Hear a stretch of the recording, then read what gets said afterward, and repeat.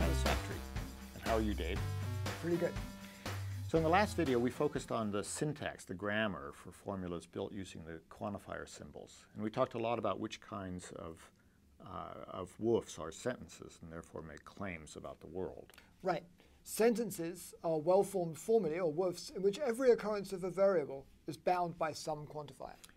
Now it's time to talk more precisely about what quantifier sentences mean, their semantics. I mean, we've done that sort of informally, but now let's get a bit more precise.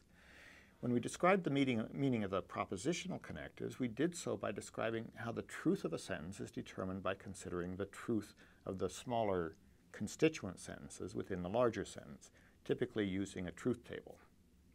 But this approach isn't going to work for quantified formulas for a very simple reason. The immediate subformula of a quantified sentence may not, and indeed typically will not, itself be a sentence. And so it's not going to have a truth value. For example, the immediate subformula of the quantified sentence for all x TED x is the well-formed formula TED x. But TED x contains a free variable, it's not a sentence, and that means it doesn't have a truth value, which in turn means we can't base the truth value of the whole sentence on the truth value of TED x. It doesn't have one. We're going to need a new approach. So to describe when a quantified sentence is true, we're first going to need a new notion that we call satisfaction.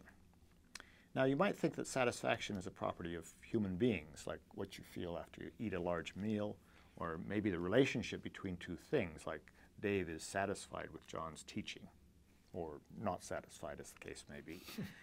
But as logicians are wont to do, we're going to use the term satisfaction to mean something completely new.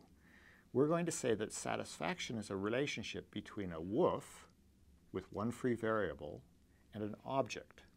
For definiteness, let's consider the woof TED x. So an object satisfies this woof if and only if that object is a tetrahedron. So for example, Dave, you don't satisfy that woof since you're not a tetrahedron.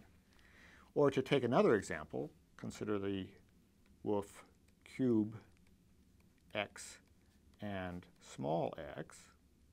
That's also a woof with one free variable. And we'll say that an object satisfies that if and only if the object is a small cube. Sorry, Dave, again, you don't satisfy that. It's not very satisfactory.